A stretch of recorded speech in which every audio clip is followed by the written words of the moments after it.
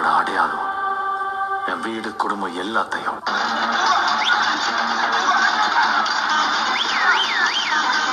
உதவி செய்யற.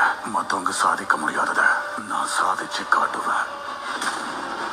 வா, திட்டவங்க யாருக்காகவும் நான் இறக்கப்பட மாட்டேன்.